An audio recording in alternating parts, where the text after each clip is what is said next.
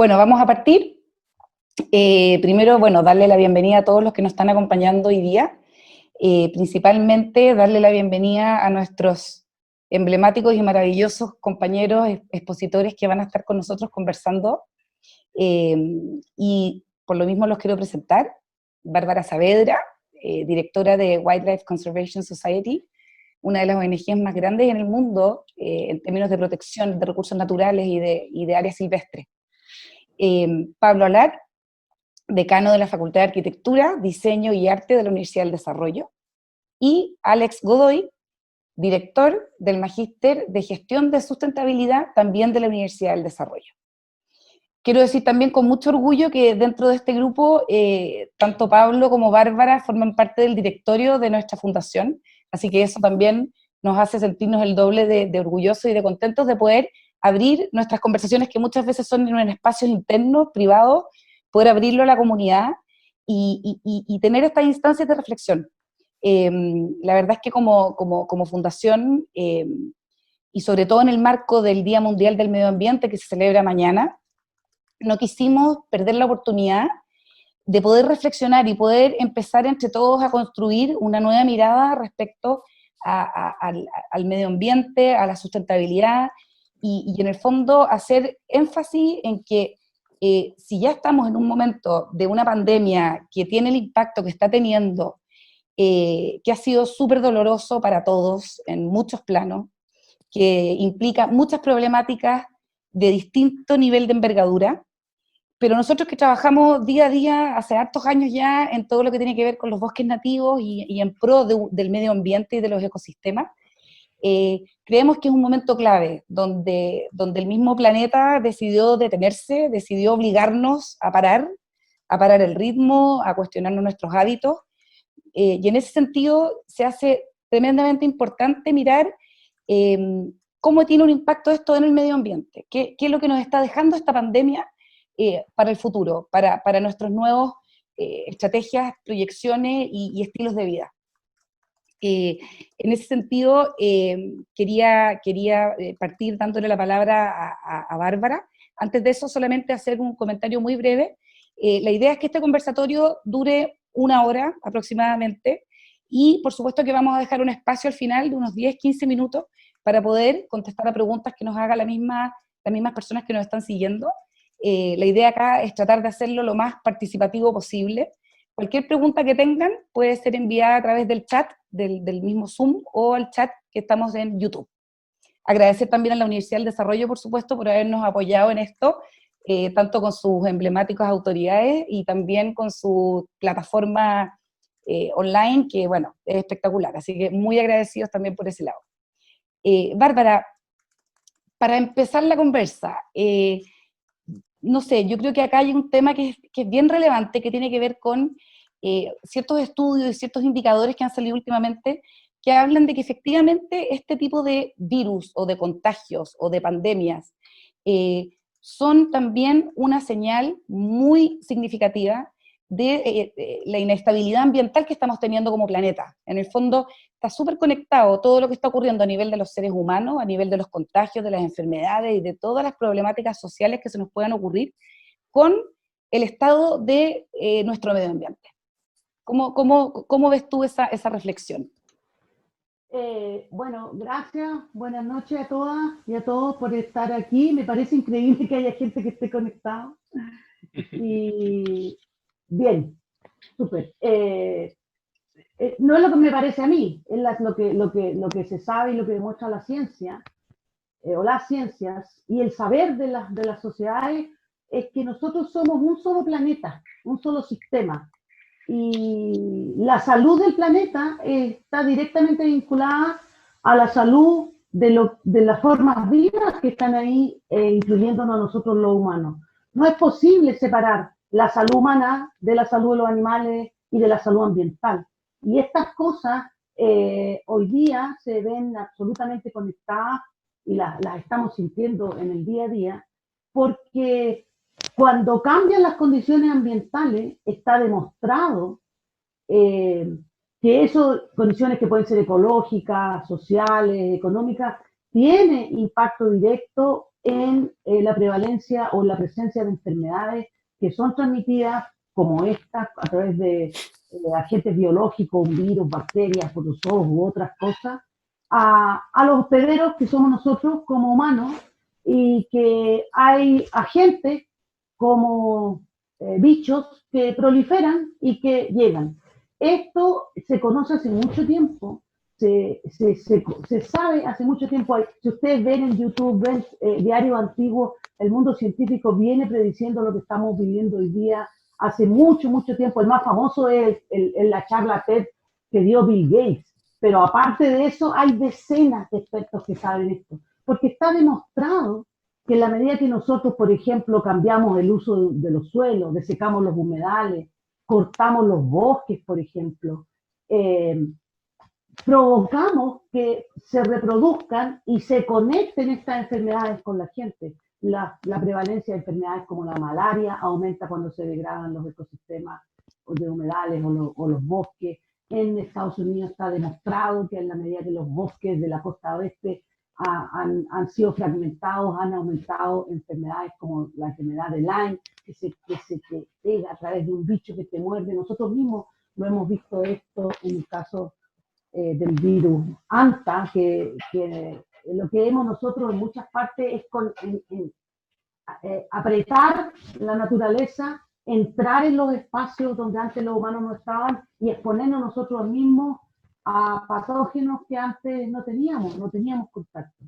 Ahora, en el caso específico de lo que estamos viendo hoy día, parte importante del problema se debe a una cosa que afecta fundamentalmente a los animales, que es el tráfico de vida silvestre, que es el cuarto negocio negro que existe en el mundo, y que lo que hace es agarrar animales de distintos continentes. Muchos de ellos vienen del continente americano, que es un vergel en vida, y se juntan, se achoclonan en una cosa que se llaman estos mercados húmedos, y se generan espacios que evolutivamente nunca han existido, donde tú conectas un animal de un continente con otro, lo estresas, y tal como nos ocurre a nosotros los humanos, cuando nos estresamos, ¿cierto? Que nos enfermamos, también le pasa lo mismo a los animales.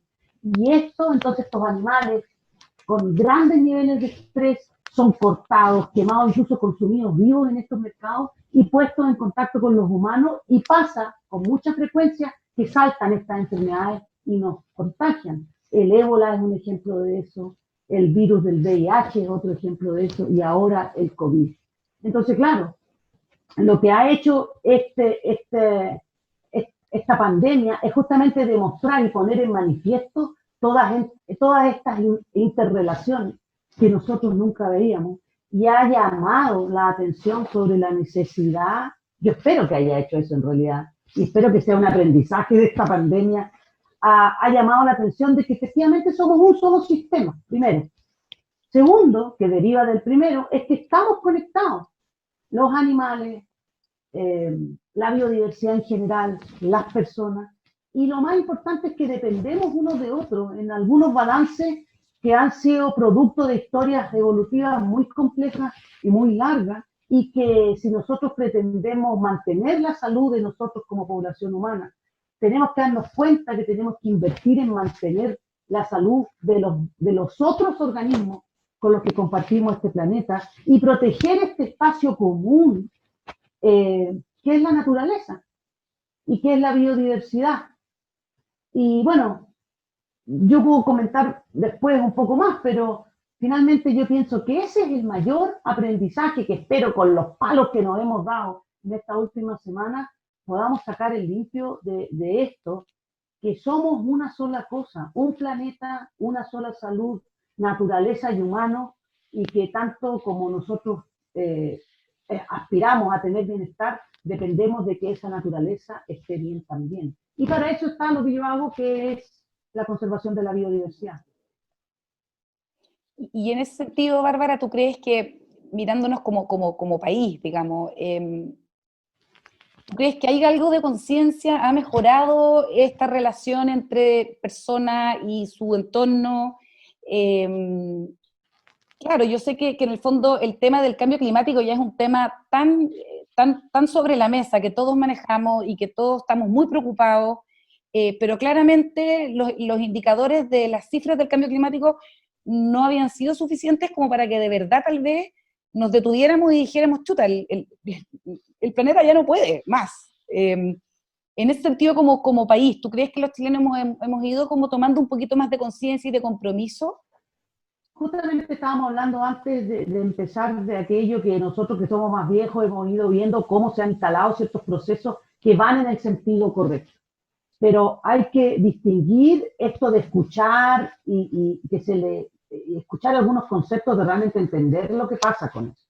Y en el caso específico, como tú mencionas, del cambio climático, tenemos que profundizar en algunos entendimientos todavía a nivel de país, porque, por ejemplo, tenemos que reconocer que los impactos del cambio climático son siempre locales.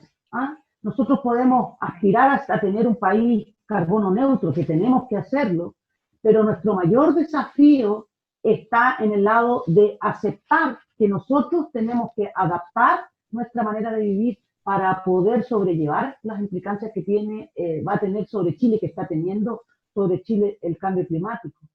Y que tenemos que reconocer que la mayor parte de la solución a la adaptación al cambio climático y también a la mitigación viene de una cosa que se llama genéricamente como las soluciones basadas en naturaleza, que implican proteger, promover, valorar, recuperar, restaurar la naturaleza en todos los rincones donde esto sea posible, porque la naturaleza es la máquina más eficiente, más costo efectiva para tomar carbono de la atmósfera, capturarla y dejarla anclada en estos ecosistemas. Y nosotros como somos un país joven y somos parte de un continente extremadamente rico en biodiversidad, tenemos esta maquinaria muy intacta todavía.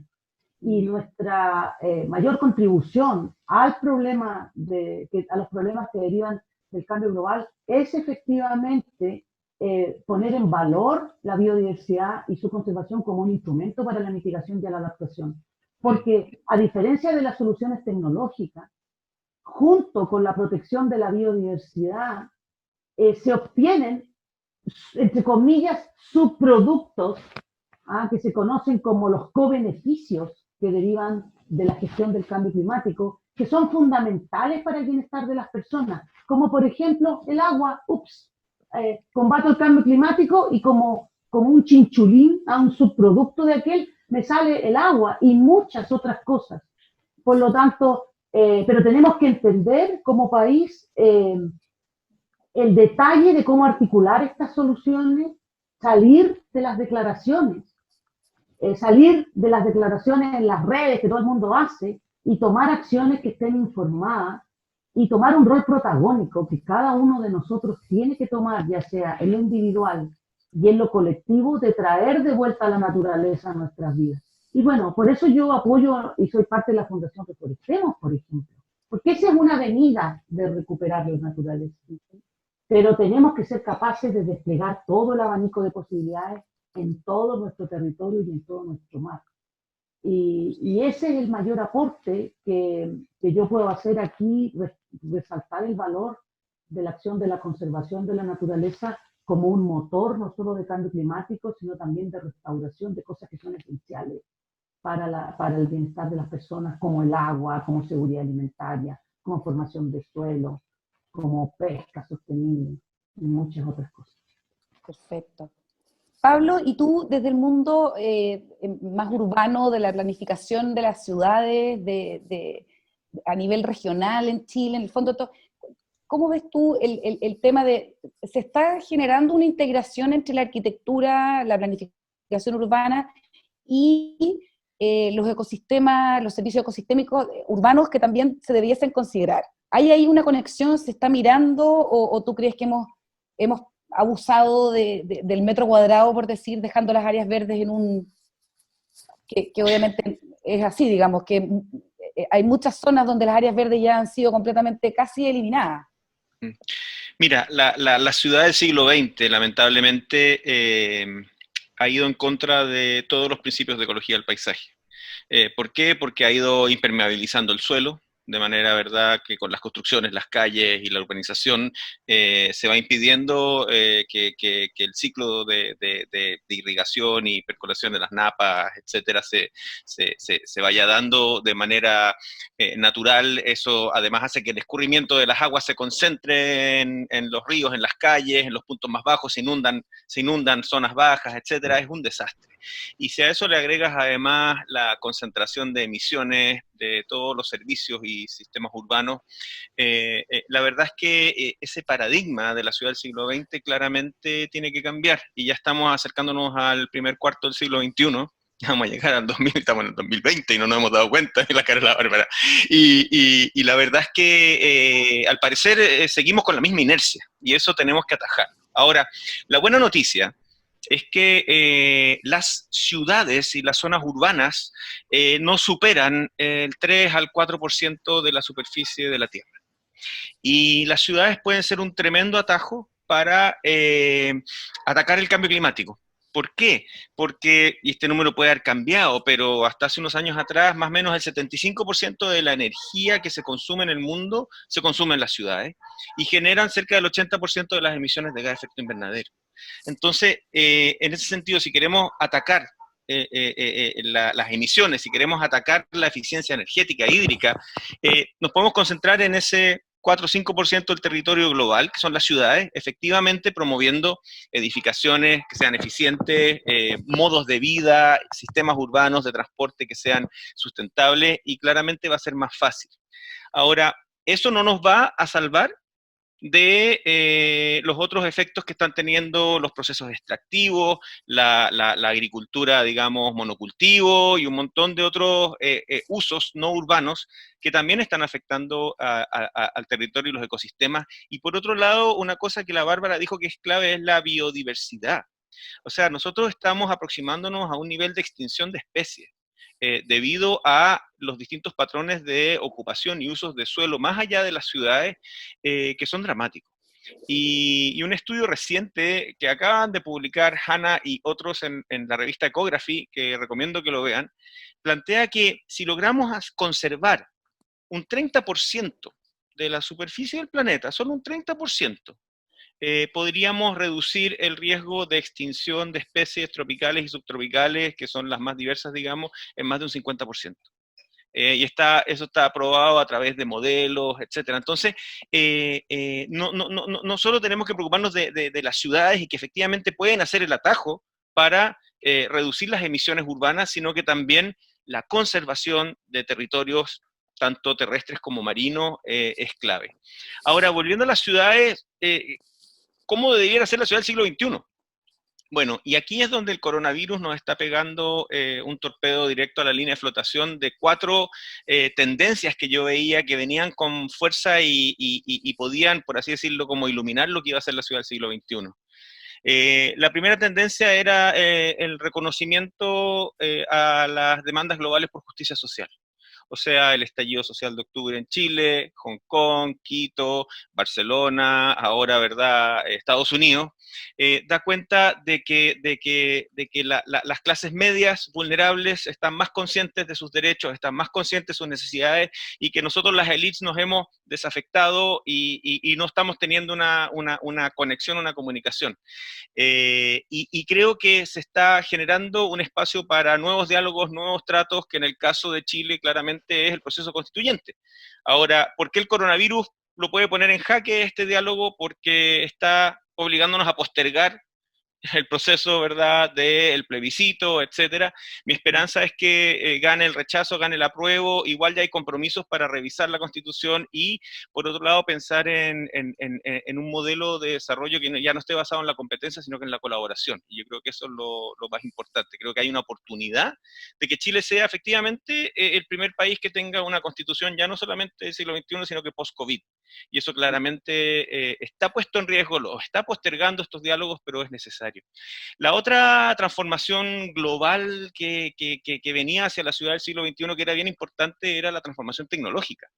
Todo este tema de que las nuevas tecnologías, que son tremendamente ubicuas y horizontales, donde el tuiteo de Trump equivale al tuiteo de la señora Juanita, porque los dos pesan lo mismo, depende de los seguidores, hace que además un montón de servicios urbanos y servicios incluso privados comiencen a ser compartidos.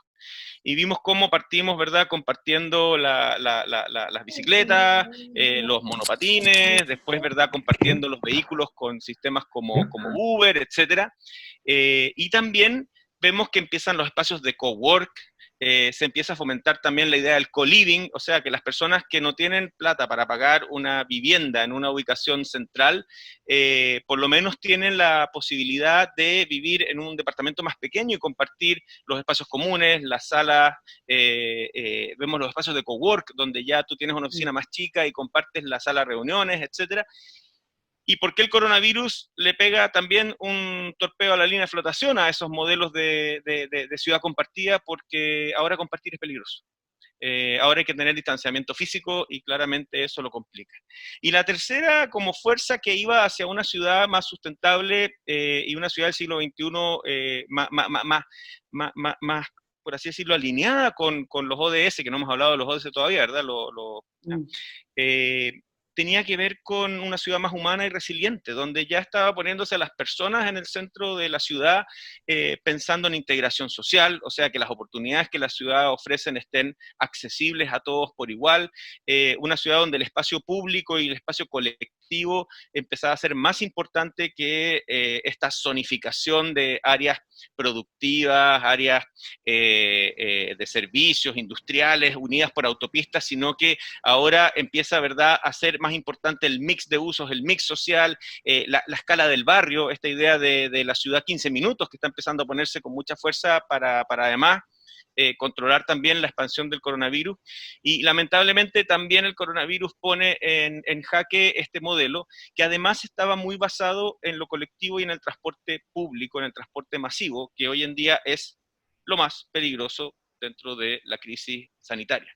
Entonces, es bien complicado desde el punto de vista de cómo las ciudades pueden, post-coronavirus, empezar a plantear un nuevo modelo de desarrollo. Yo creo que hay una oportunidad muy grande que tiene que ver con esta idea de fortalecer el barrio, fortalecer las comunidades locales, los ecosistemas locales.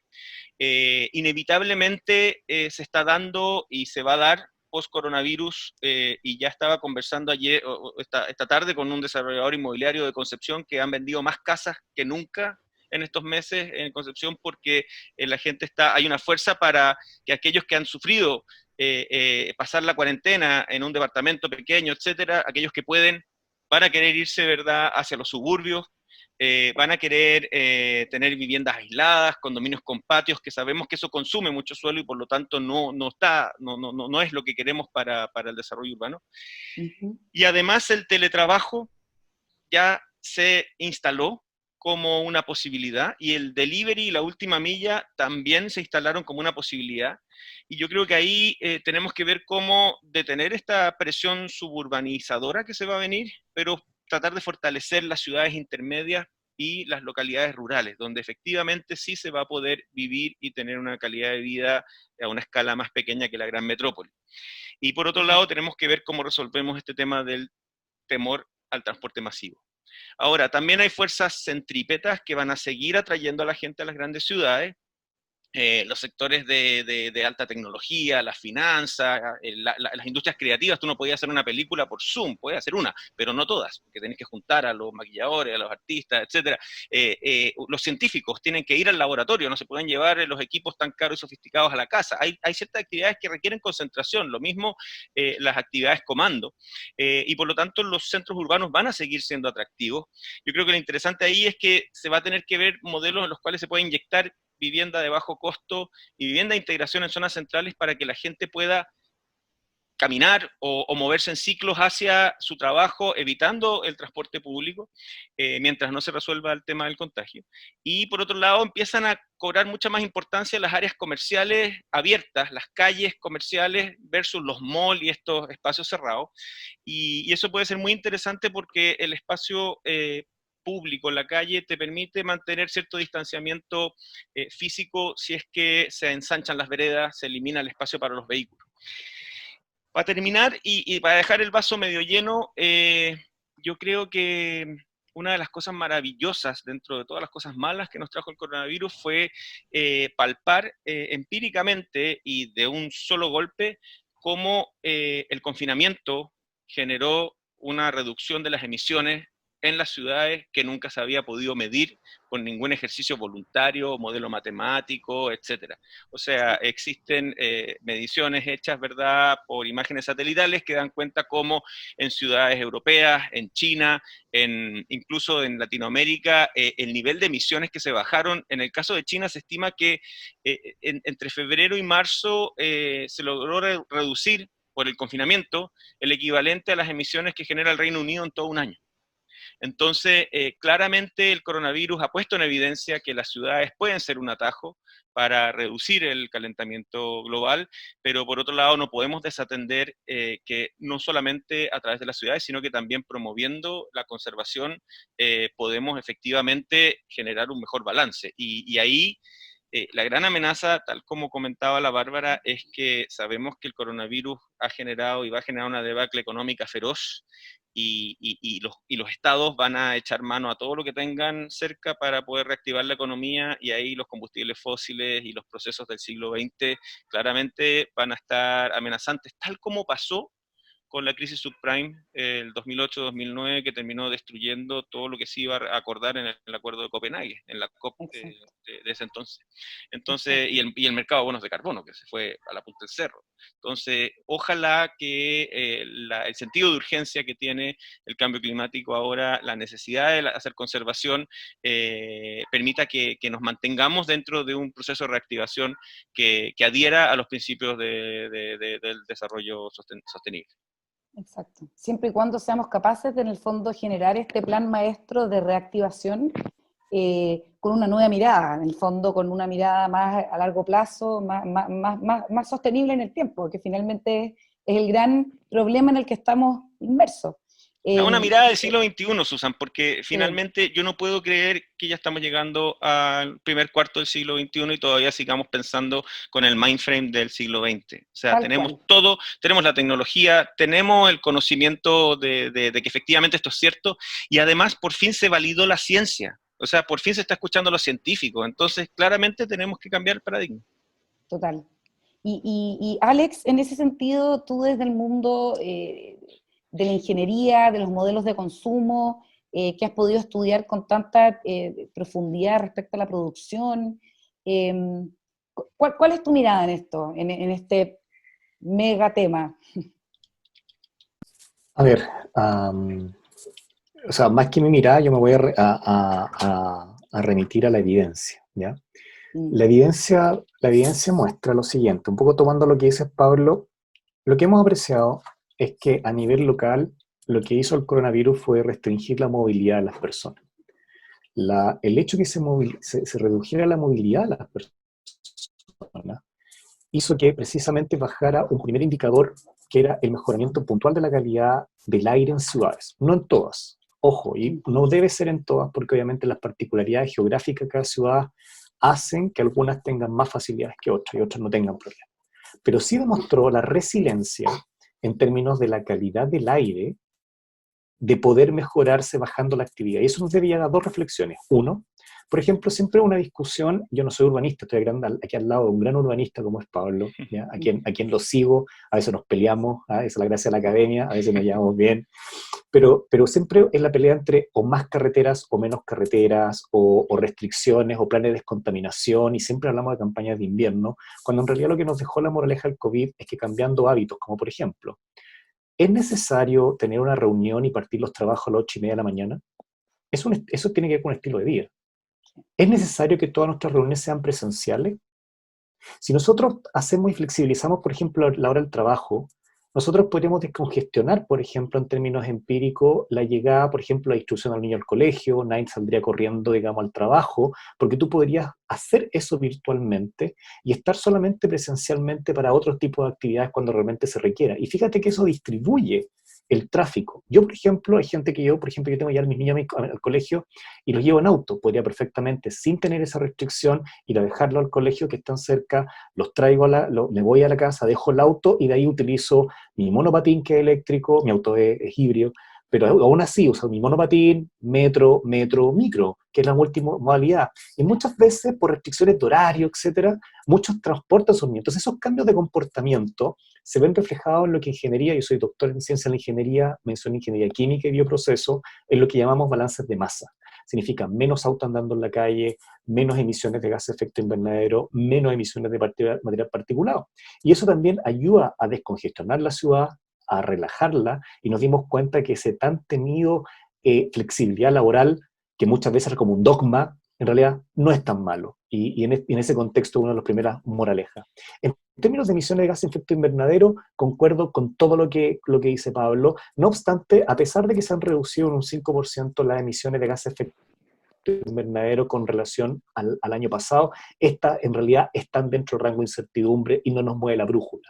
O sea, para que realmente tuviésemos que alcanzar las metas que del Acuerdo de París, a mí me toca estar revisando el Working Group 3 del próximo reporte del IPCC, debiéramos tener, digamos, 10 años de COVID, y ojalá que nadie lo quiera, digamos, ¿ya? Pero para eso recién para mover la brújula. Y eso quiere decir que a pesar de que tenemos menos movilidad, seguimos consumiendo.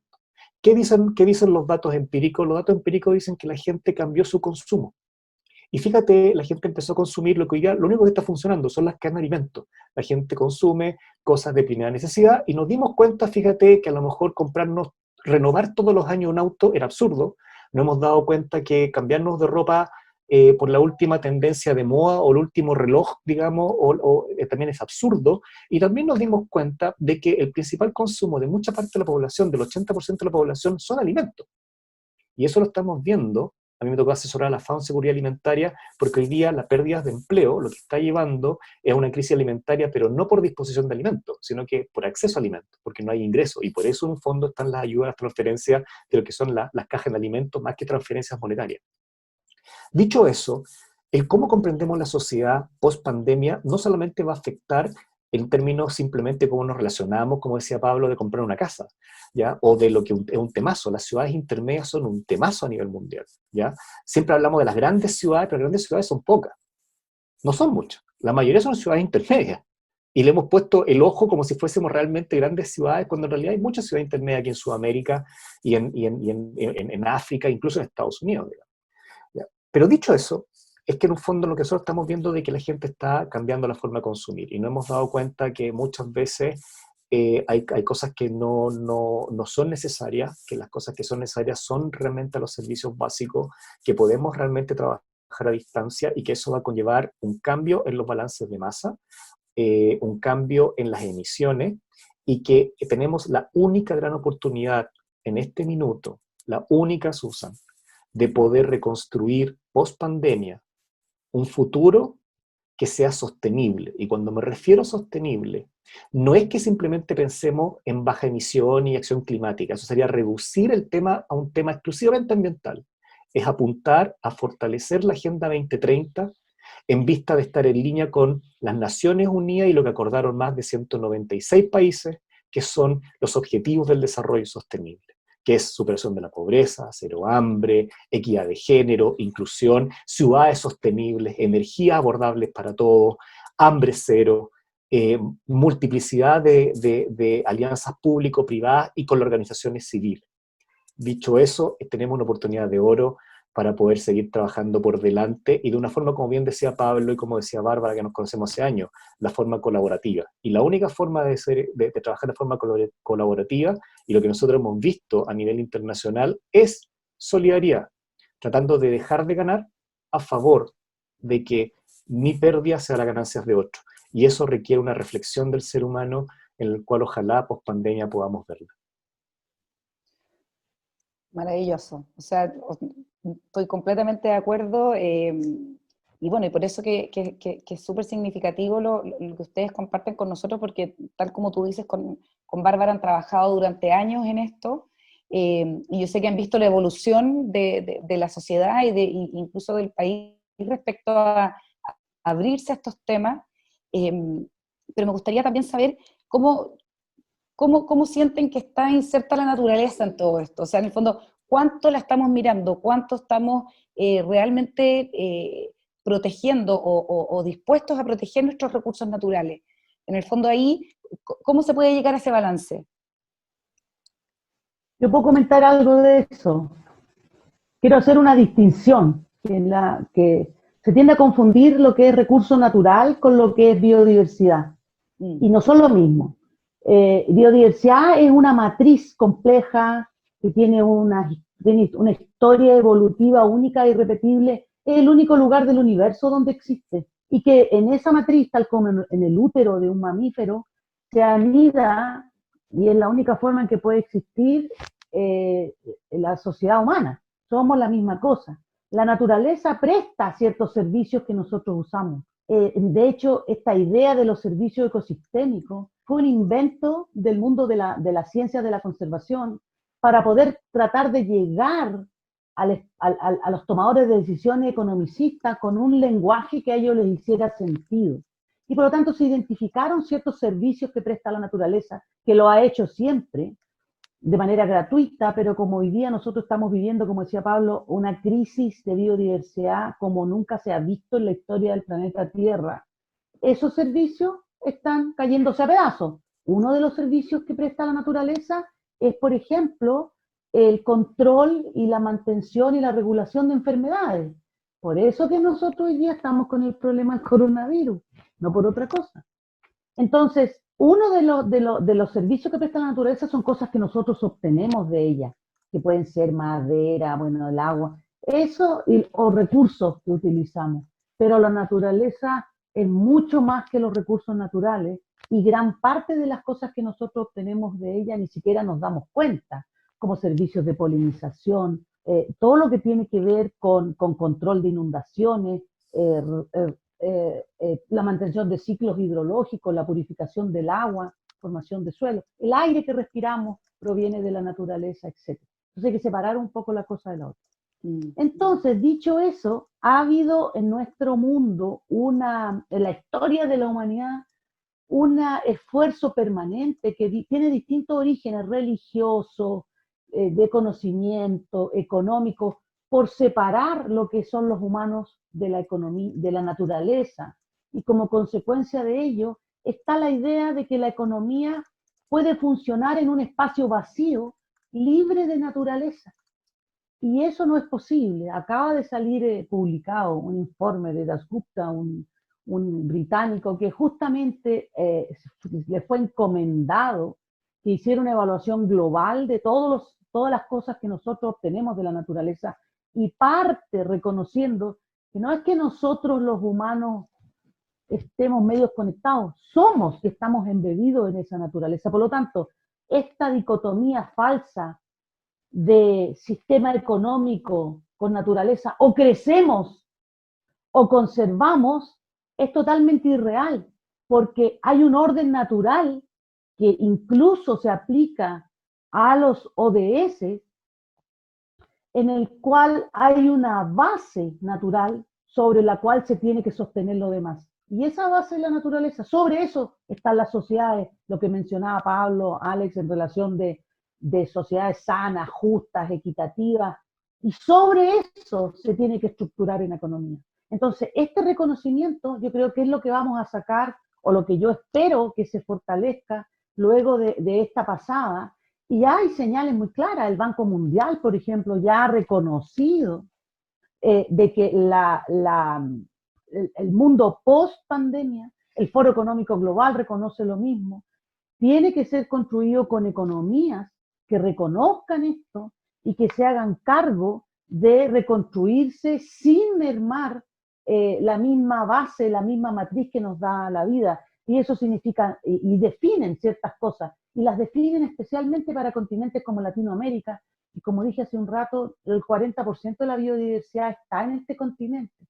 Y definen, por ejemplo, que necesitamos marcos normativos más fuertes, que necesitamos definir límites extractivos, que necesitamos impulsar y fortalecer mercados globales, que necesitamos invertir en la restauración de la naturaleza. Chile tiene una deuda gigantesca en ese sentido. Comentábamos con Pablo hace un momento de que, claro, hemos avanzado en la superficie de áreas protegidas de Chile, desde a nivel terrestre, un 20 o un 23% a nivel marino, tenemos más de un 40% de la superficie del mar protegida, cosas que son grandes logros. Sin embargo, la inversión para gestionar esas áreas de manera efectiva, nosotros somos uno de los 10 países que menos invierte en eso. Por lo tanto, tenemos que salir de estas declaratorias de buenas intenciones a una cosa que realmente se transforme en demostrar con hechos que estamos en un camino diferente. Entonces, en ese sentido, tenemos que recordar que la economía es un asunto que se puede reducir finalmente a la administración de bienes, ¿no? Que se ha hipertrofiado como una actividad humana, olvidando los otros componentes que son esenciales, no solo para sí misma, sino también para el bienestar de las comunidades, de la sociedad en su conjunto y de la naturaleza, y reconocer que estos bienes que tenemos que administrar, lo más importante son estos bienes comunes, y que el no hacerlo de esa manera nos lleva a problemas. Nosotros hoy día estamos viendo experimentando en carne propia los problemas de la pandemia, pero tenemos otros problemas que derivan de eso, como por ejemplo, si alguno de ustedes se recuerda, nosotros tenemos un tremendo hoyo en la capa de ozono, que deriva también de mala gestión ambiental. El cambio global es un efecto de ese desacople entre lo económico y lo natural. La sobreexplotación, nosotros dependemos de recursos, una de las amenazas más grandes a la naturaleza y al bienestar de la gente, la sobreexplotación, por ejemplo, de recursos pesqueros, la pérdida de suelo. Chile tiene como más de la mitad de su suelo perdido, y todo eso tiene impacto en generar pobreza y en tirar abajo los sistemas económicos. Por lo tanto, cuando pensamos hacia adelante, yo creo que lo que más podemos llevarnos es entender que no hay una contradicción real, sino que hay un orden natural del cual tenemos que hacernos cargo entre lo que es naturaleza y desarrollo económico. Y ahí, la otra cosa que también quiero traer a la mesa, que lo comentábamos también antes, es que no da lo mismo cómo se hagan las cosas.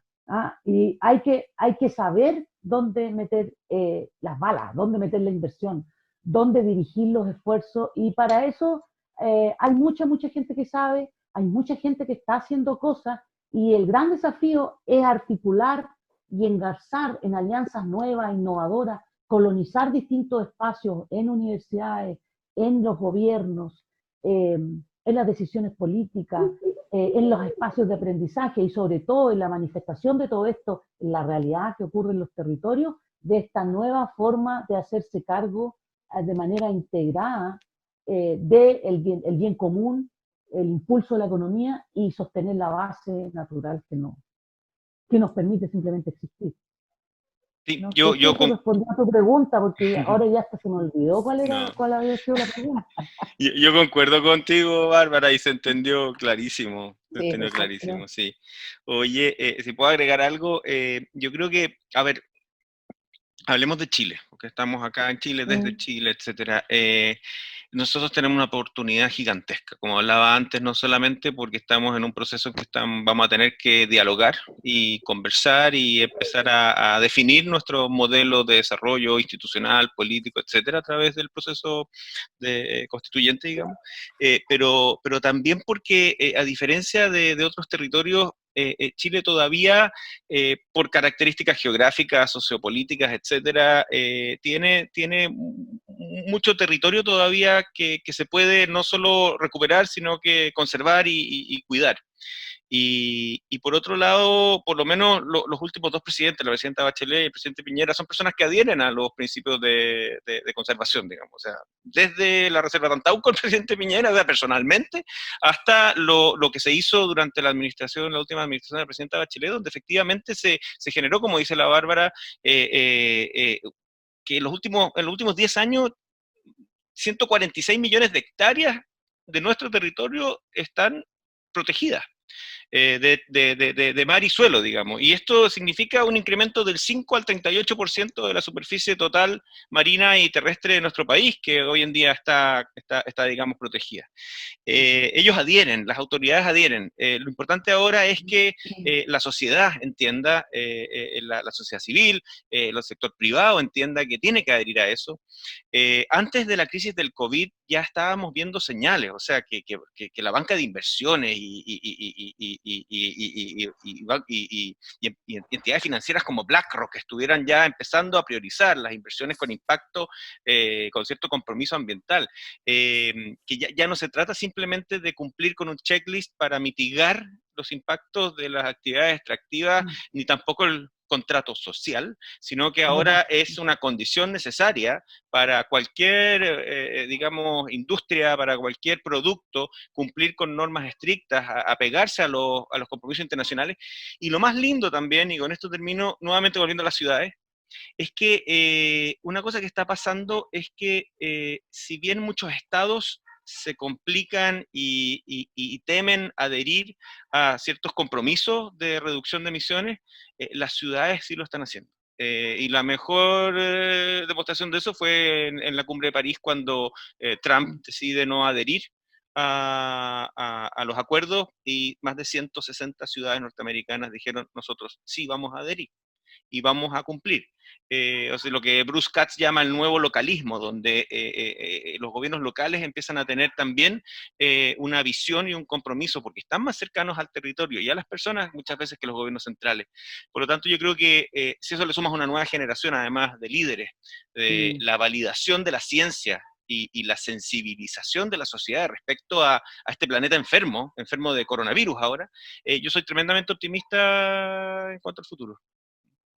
Antes que le pasen la mano, perdón, antes que le dé la Sí. palabra a Alex, quiero alegar una cosa aquí que hizo Pablo, porque es verdad esto de que la gente está mucho más adelantada a las autoridades y los liderazgos que tenemos. Y ahora, en los próximos años, tú mencionas el proceso constituyente, pero nosotros tenemos varias elecciones de distinto nivel. Y ahí es esperable que la gente vote por personas que puedan plasmar a nivel de la legalidad y de las normas, estas cosas que ya de facto están ocurriendo y que se revelan en distintas encuestas y a la vuelta de la esquina. Acaba de salir publicado, por ejemplo, una encuesta en relación al problema y el desafío hídrico en Chile. El 75% de la gente reconoce que la mayor deuda de aquello es la protección de los ecosistemas naturales, especialmente aquellos que tienen que ver con el agua, como humedales, cuencas altas, bosques, etc. Y eso no tiene parangón, por ejemplo, con una ley de biodiversidad y áreas protegidas que hace más de 9 años que está esperando por ser aprobada en un congreso que está varios kilómetros atrás de la gente que entiende estos problemas, que conecta los puntos y que precisa de la alineación de la realidad con estas decisiones políticas. Entonces, yo también comparto lo que dice Pablo. Hay desafíos, pero también hay oportunidades y esas hay que tomárselas. Y se la tiene que tomar la gente que está escuchándonos aquí ahora, que por algo están acá, y amplificar y catalizar estos procesos. Absolutamente. Alex, no sé si ibas a decir algo o... O sea, hay ciertos fenómenos que me gustaría explicar, ¿eh? Si me dan un minuto.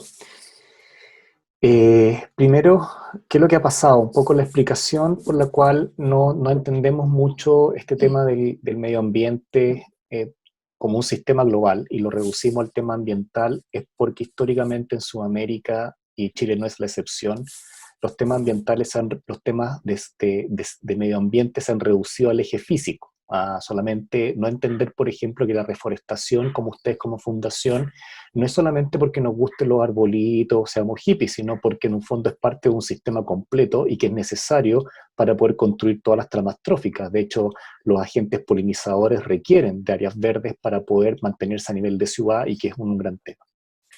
Dicho eso, ¿por qué existe esta disociación? Porque crecimos en ciudades, fíjate, y uno de los experimentos en psicología ambiental muy bonitos es que cuando tú les preguntas a los niños, del sector rural, por ejemplo, que te digan qué piensas de una abejita, y te lo preguntan a los niños de ciudad te dicen que pica, mientras que los niños del sector rural dicen me da miel.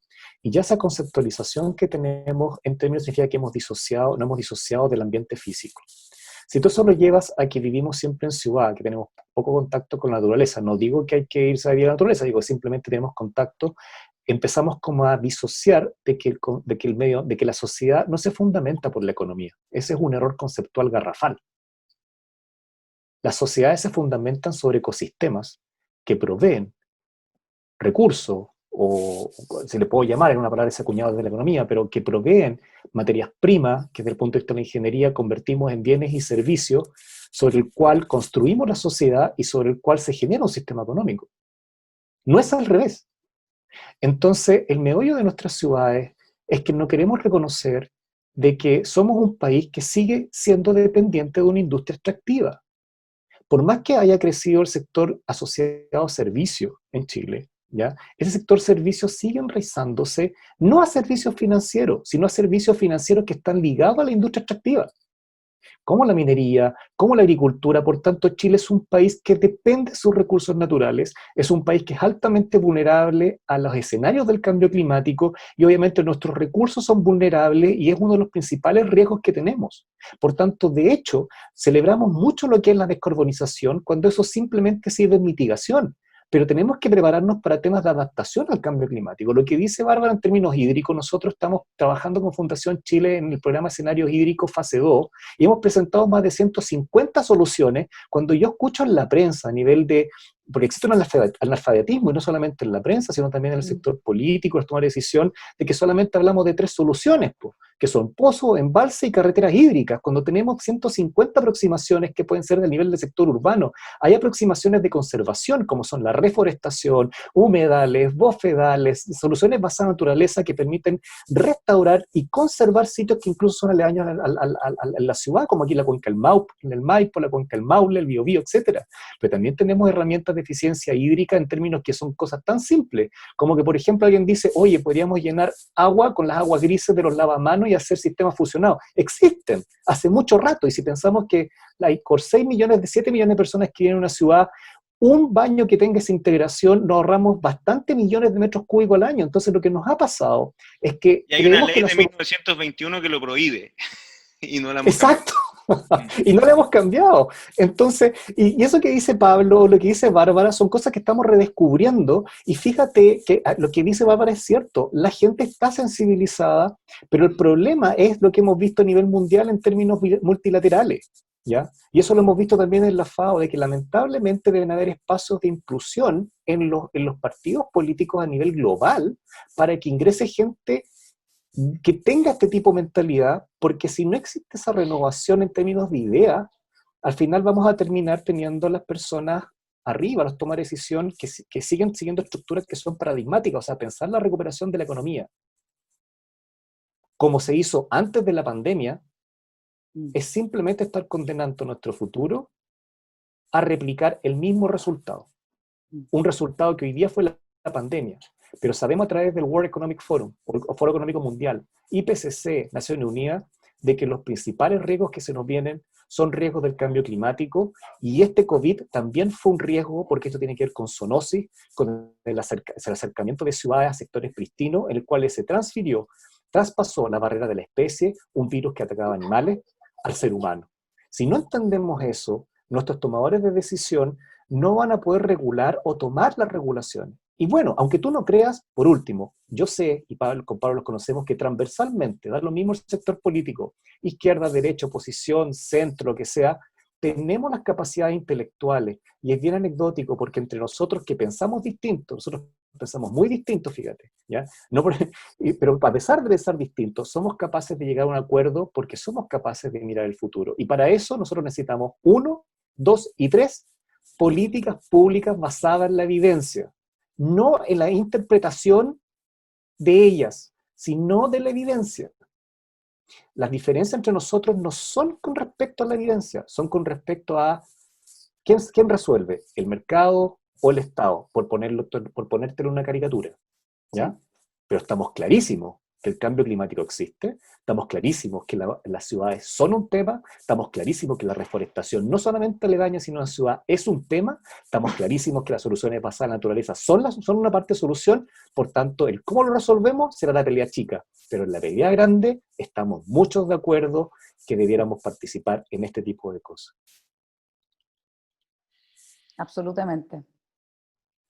Absolutamente de acuerdo. Ahora, tal como tú dices, claro, en el fondo existen estas miradas que son macro, que son donde están las decisiones más importantes o que tienen mayor impacto en los cambios, pero también existe la mirada más, yo por lo menos soy súper comprometida con el tema ciudadano. Yo creo que las personas hoy en día quieren hacer cosas, quieren generar cambios. De hecho, me voy a pasar una pregunta que entró por el chat, que tiene que ver un poco con lo que estoy diciendo, que es como, ¿qué creen ustedes que pueden hacer las personas, los ciudadanos naturales, desde sus casas, desde sus estilos de vida pre-COVID, de ahora en adelante, para poder relacionarse de una manera más sustentable con el medio ambiente, con su entorno? ¿Y qué tipos de cambios podemos esperar o sería bueno ver después de este corte que nos dio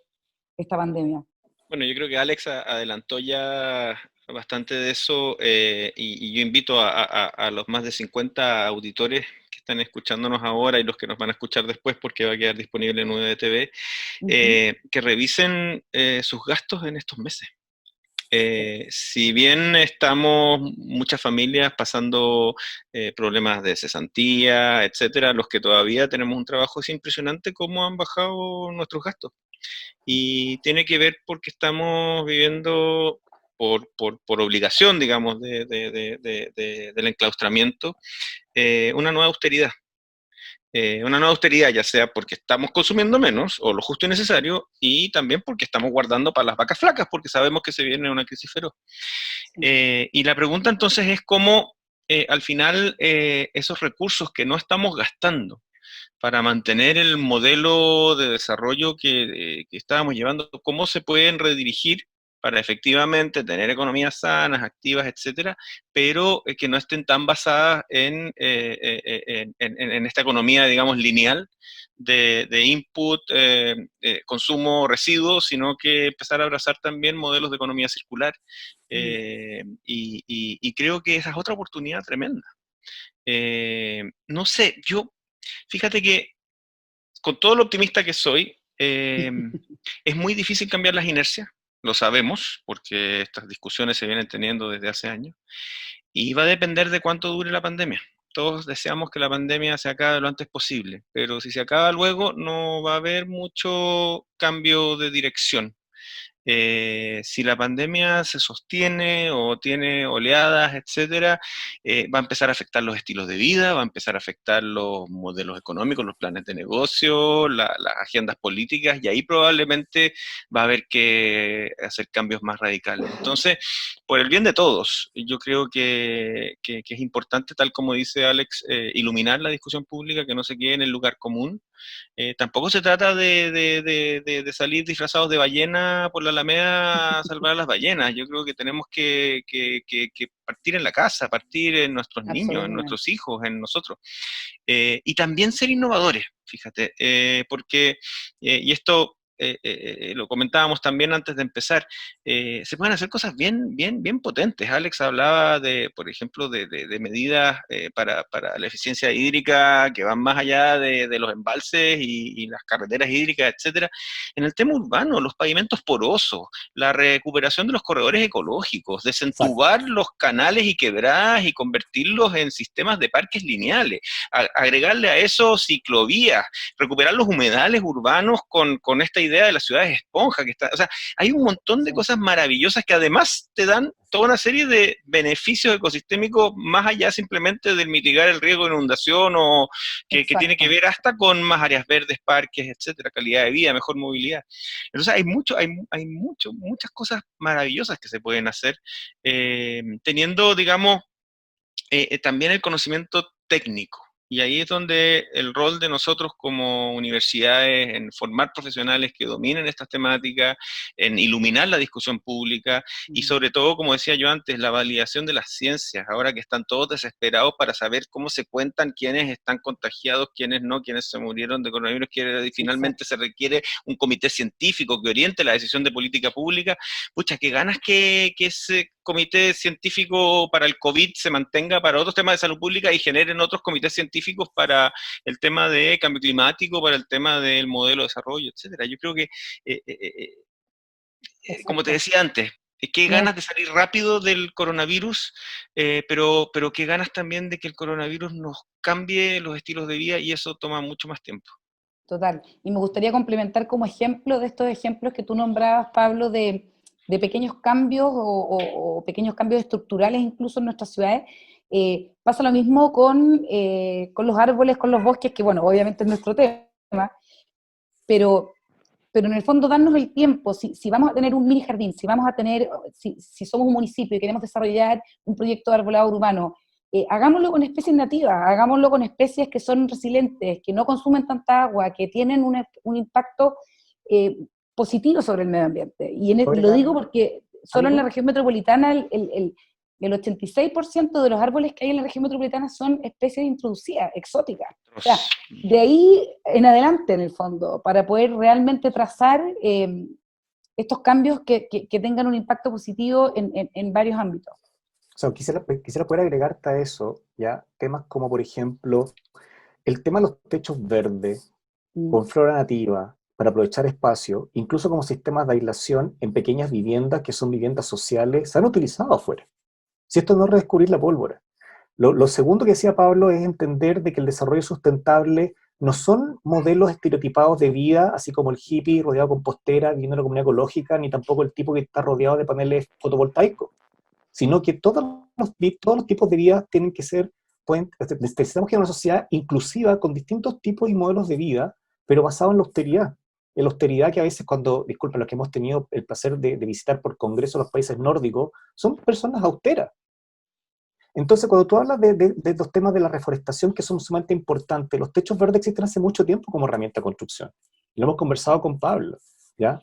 El tema no solamente de eso, de aislación en vivienda, de muros verdes, pero acá se han tomado como un tema fashion, ¿ya? De ciertos tipos de edificios para demostrar que son ecológicos, cuando en realidad debieran ser una herramienta de construcción. Te digo más, en esto hoy día existen investigaciones aplicadas por lo que es reutilización del plástico biodegradable, ¿ya? El plástico reciclado como elemento constructivo, pero con acciones fotocatalíticas, con temas de fotooxidación, piscinas que son capaces de eliminar contaminantes.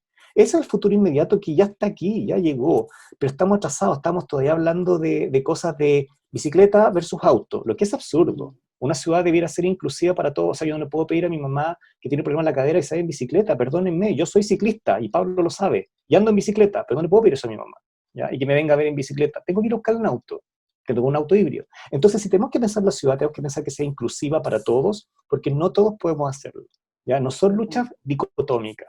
Y lo que tú dices de la reforestación es algo que en Santiago se hace urgente, pero solamente en Santiago, Concepción. Yo soy de Iquique, no soy santiaguino, ¿ya? Y en Iquique tenemos un problema donde no podemos tener áreas verdes. ¿Cómo las hacemos?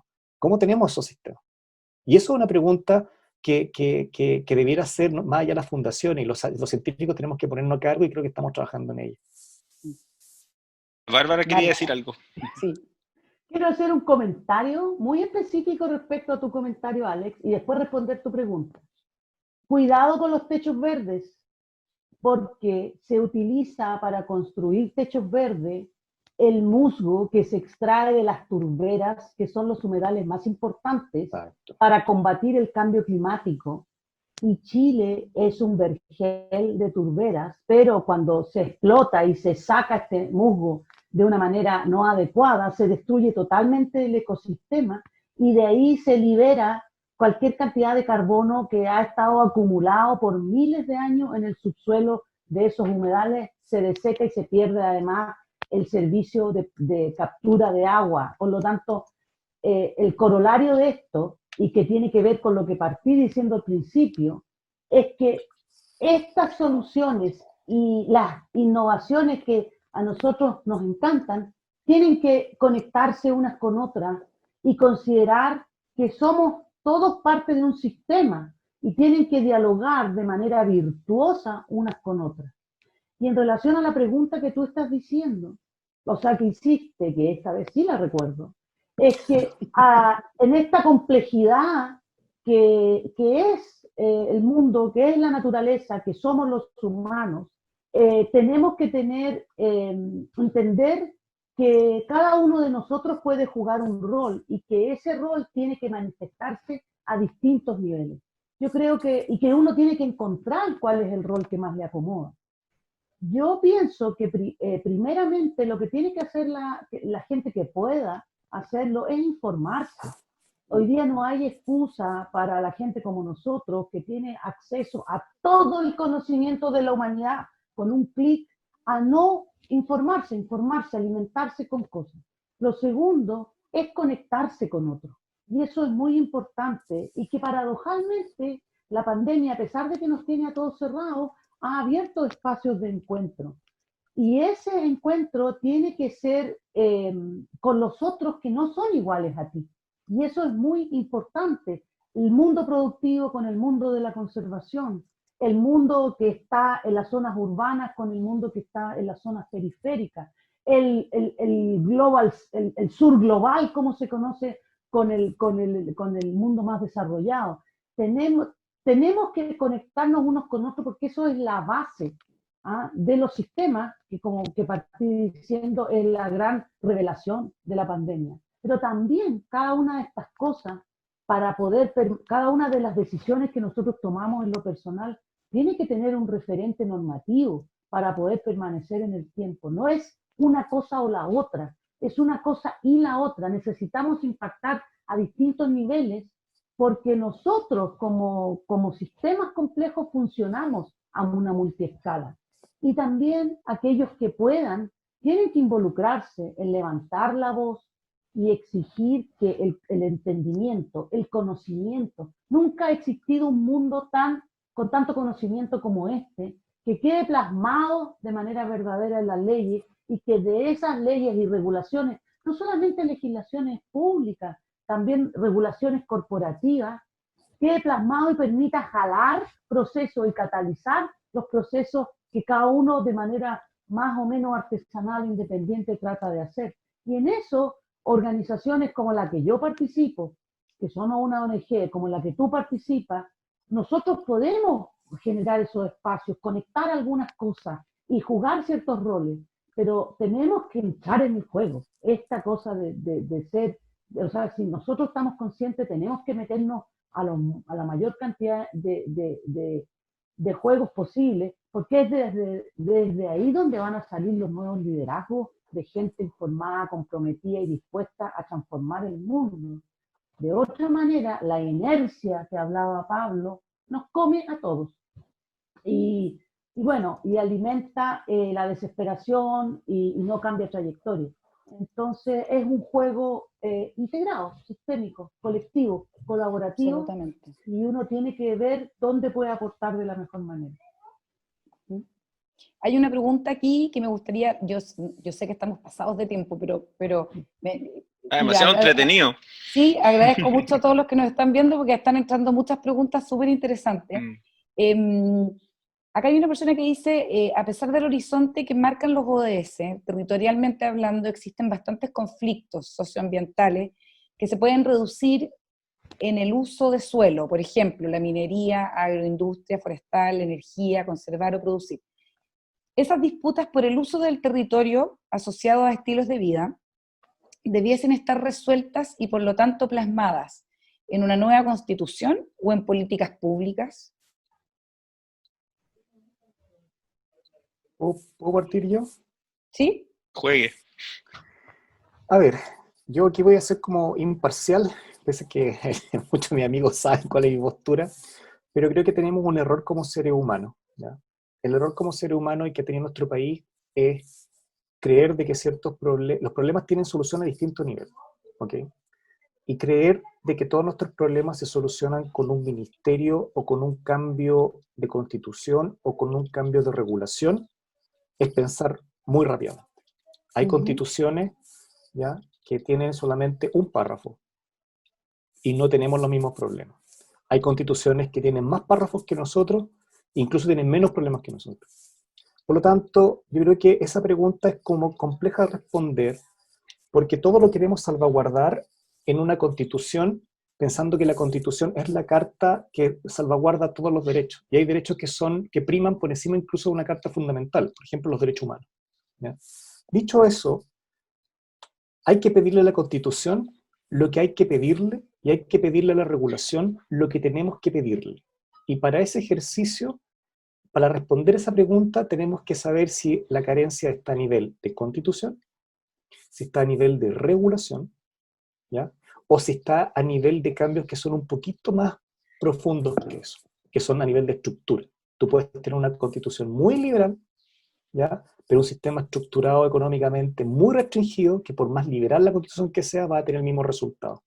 Por lo tanto, esa pregunta es un poquito difícil de responder. Es caso a caso, los objetivos de desarrollo sostenible son los grandes motores que guían las políticas públicas en los países para todas las constituciones, porque los 195 países de las Naciones Unidas tienen distintas constituciones, y no hemos comprometido que esto sea un driver, pero el año 2030 van a cambiar, y pues que los renovemos, que incluyamos más, o que incluso reduzcamos estos objetivos de desarrollo sostenible. Por lo tanto, salvaguardar una constitución hoy día es no estar pensando el futuro, que es precisamente lo que nos piden los que trabajamos en el desarrollo sustentable. Yo quisiera agregar a lo que dice Alex, que por qué yo no le tengo miedo, digamos, al diálogo y a la discusión que se va a dar en los próximos años respecto a la Constitución en Chile, es porque de partida lo de la hoja en blanco no es cierto, digamos, hay una cantidad de acuerdos internacionales que ha tomado nuestro país y una serie de legislación, etcétera, tal como dice Alex, de los derechos humanos hasta acuerdos que claramente, digamos, van a definir un marco. Y por otro lado, yo creo más en la discusión, en los fundamentos, que en bajar a un detalle demasiado específico. Yo creo que ojalá que tenga pocas páginas. Y lo digo porque te voy a poner un ejemplo desde el punto de vista de ciudad y vivienda. El derecho a la vivienda en la Constitución existe en la Constitución española y también en la Constitución haitiana. Y tú ves las diferencias abismantes que hay en la capacidad de esos estados para poder proveer y garantizar el acceso universal a la vivienda. O sea, es una entelequia, que la Constitución garantice, digamos, ciertas cosas, es una declaración de voluntad, pero tú ves que es el mismo compromiso en la Constitución española, donde efectivamente hay todo un mecanismo, hay una oferta, hay políticas públicas, y otro en un país como Haití, en que el número de familias sin hogar es gigantesco. Entonces, creo que más que irse a esos detalles, yo creo que es más bien la discusión de los fundamentos. Y ahí también yo agregaría no solo los acuerdos internacionales, sino que también que el mundo corporativo, el mundo de las grandes corporaciones, que finalmente es parte de la globalización, están empezando también a adherir a ciertos valores, a ciertos principios, sobre todo en temas de cambio climático, que van a influir y van a influenciar también en las industrias extractivas, en los modelos de desarrollo, en la industria de servicios, etc.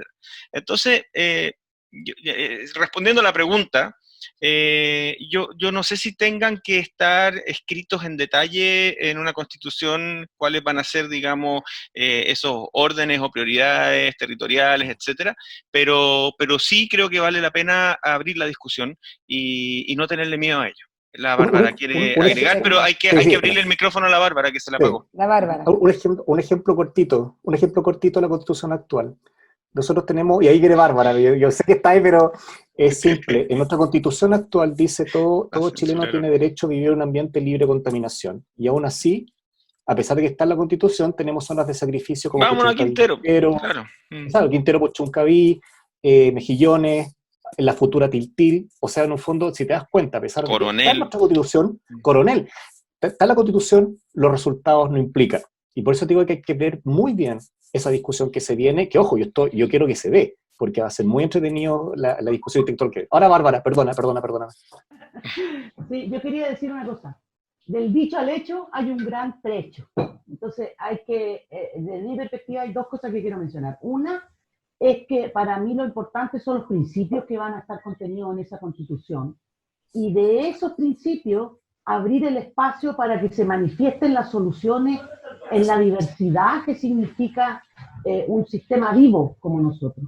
Es muy distinto, toda la historia nuestra y la historia de la humanidad en general siempre ha sido en torno a modelos estructurados, cerrados, y eso no es construir en la diversidad, que es lo que prima en la naturaleza, no solo humana, sino el resto. Pero a mí me gustaría mucho la discusión en torno a esos principios y dar el espacio para que florezcan las soluciones que además tienen que ser ad hoc, tienen que ser en distintos territorios. Tú no puedes tener un área verde, Alex, en Iquique, porque la vegetación de la zona de Baja es... No tienes eso, tienes que tener un área café, ¿ya? Es distinto en espacio público, ¿me entiendes? Bueno, eso por un lado. Y lo otro que quiero decir en relación a la discusión de la Constitución, yo también estoy con muchas ganas de eso, y yo creo que en la realidad, nuevamente, la gente ya, esto que estamos conversando aquí, es parte de un proceso quizás constituyente también, de discutir ideas. Lo más importante no es el final, es una forma distinta de hacer las cosas, en el espacio de encuentro, en el espacio de diálogo, de discusión de las ideas, de mirar a los otros que son diferentes en igual dignidad y respeto como uno mira a los que son iguales. Y yo eso es lo que espero del proceso constituyente, que nos fijemos más en cuidar el proceso, porque si hacemos bien el proceso, los resultados y el beneficio para el país en su totalidad va a ir mucho más allá de tener 1, 10 o 20 hojas escritas con unos buenos deseos, porque va a ser realmente... va a tener impacto en transformar conducta, en abrir ojos, en disponerse de otra manera a construir un futuro distinto e idealmente diverso, integrado y finalmente que sea beneficioso en esa diversidad. Así que yo eso es lo que quería decir en relación a la Constitución y las leyes. Extraordinario. Voy a ir a una última pregunta por un tema de beneficio del tiempo, sobre todo por ustedes que son tan ocupados. Muy cortito. Esta pregunta dice, ¿cómo aterrizar estos temas a la gran mayoría de la población, que por su educación y acceso a la misma, estos temas pasan a última prioridad o son completamente desconocidos?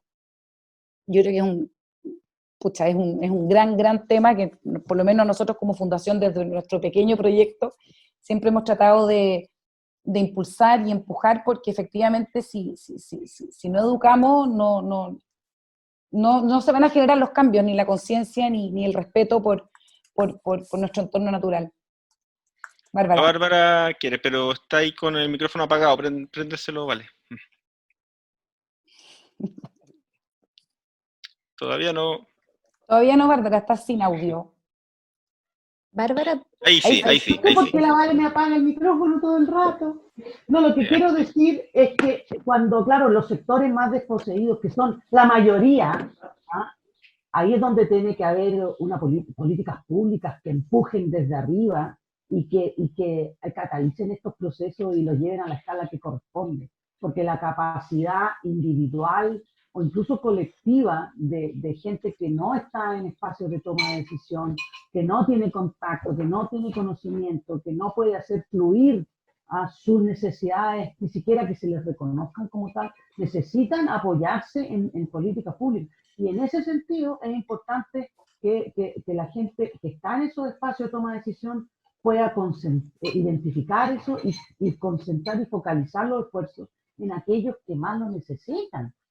No para la foto, sino que para realmente transformar las cuestiones. Y ahí quiero compartir y secundar lo que dice Pablo, que las corporaciones pesan mucho más incluso que la mayor parte de los países. Entonces ahí hay un enorme espacio de involucramiento y de co-construcción para el mundo privado, especialmente en un país como Chile, donde tiene una presencia muy significativa, porque realmente pueden jalar y focalizar su esfuerzo en las cosas que realmente y la gente que realmente lo necesita, no la foto de marketing solamente. Y bueno, yo voy a aprovechar de despedirme, porque ya no voy a hablar. Sí. No, gracias, Bárbara. Para tomar también la pregunta, yo creo que el camino son los niños. El camino son nuestros hijos. Yo creo que con todo lo que nos estábamos quejando de las nuevas generaciones, de los millennials, que estaban muy preocupados de sus derechos, no conocían sus deberes y todas estas quejas que teníamos, yo creo que lo que están viviendo ahora, a través de la crisis del coronavirus, la sensibilidad que tienen ellos hacia la empatía del otro, cómo están viendo que se están cayendo finalmente, ¿verdad?, todas estas barreras ideológicas, raciales, etcétera. Yo tengo la impresión de que ellos están mucho más sensibles, o sea, al final el fenómeno de la Greta Thunberg va más allá simplemente de una cosa mediática. Yo creo que está penetrando fuerte en los valores de las nuevas generaciones este tema. Y lo que sí es clave, y Alex ya lo decía, cuando un niño o un menor o una niña que vive en la ciudad ve como una amenaza a la abeja y la niña del campo la ve como una bendición, es que tenemos que llevar a nuestros niños a conocer y reconocer los ecosistemas y no hay que viajar a la Patagonia, es cosa de salir a caminar por los cerros que tenemos acá en la cordillera de la costa, en la cordillera de los Andes, los cerros isla, lo que queráis, y que conozcan, que se maravillen. Y yo tengo la impresión de que ellos van a hacer el germen del cambio, y no son tan chicos ya, además, muchos de ellos son universitarios. Absolutamente. Sí, muy, muy inspirador, estoy muy de Sí. acuerdo, yo también tiendo a ser bien optimista como Pablo. Y aprovecho de también, despedirme también y dar sí, las por gracias supuesto. y saludar a tantos amigos, Matías Río, Emilio Sanfuentes, Kevin Johnson, alumnos, estudiantes, todos, gracias por acompañarnos. Más de Sí, 50 personas en directo, una sí, sala, salas de clases llenas, así que qué rico que nos hayan espectacular. acompañado. Muchas gracias Bárbara, Alex y Pablo. La verdad es que ha sido una conversación que se pasó demasiado rápido. Tal vez haremos una versión 2 porque quedamos con hartas preguntas Sí, y sí, pero un aviso. Es que dale. mañana se viene una versión 2 y Alex les va a Ah, hacer una invitación para continuar una conversación similar. Es que aprovechando que estamos en el Día del Medio Ambiente, obvio, además. por supuesto. Perdón por interrumpir, pero Alex, dale, tírate el comercial rápido para ir cerrando. Sí, Dale, Alex. súper breve. Mañana a las 7 de la tarde, más que un conversatorio, va a ser un happy hour, así que todos los que nos ven pueden llegar con su traguito. Vamos a ir haciendo preguntas en línea a cada minuto, o sea, en un fondo, más que vayan hablando, ojalá puedan ir leyendo, ¿ya? Y que nos vayan interrumpiendo. Y te he invitado Pablo, Margarita Ducci, etcétera, pero a reflexionar sobre qué es el desarrollo sustentable, más bien una reflexión. Y la idea es Buenísimo. mostrar en estos seminarios que vamos a hacer con la FEN, vamos a hacer la Universidad del Desarrollo junto con la FEN de la Universidad de Chile, Observatorio de Sustentabilidad, siempre estos viernes de happy hour.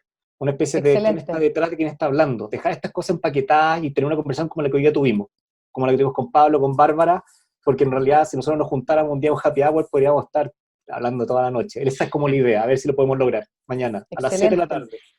Ahí Muy vamos a bien. estar para celebrar como corresponde el Día Mundial del Medio Ambiente. Y bueno, y nosotros también como Fundación Reforestemos, como equipo, agradecerles a ustedes por haber querido conversar con nosotros, a todos los que nos vieron hoy día, y no olvidarnos de que esta pandemia sí nos está dando una oportunidad de replantearnos muchas cosas, y en lo que tiene que ver con la relación que tenemos con nuestro entorno, es un antes y un después. O nos ponemos las pilas y cuidamos nuestro planeta ahora, o las nuevas generaciones no van a poder tener los mismos privilegios que tuvimos nosotros. Así que muy agradecida. Gracias a Nos todos, estaremos cuídense. viendo. Cuídense mucho. Igualmente, un abrazo. Un abrazo a todos y desde la Facultad de Arquitectura y Arte de la UDD también agradecemos la invitación y a todos los que nos acompañaron. Chao Bárbara, Excelente. Alex, Susi Chao. y gracias Vale Aguilera por toda la producción. Que estén muy bien, chao. Chao.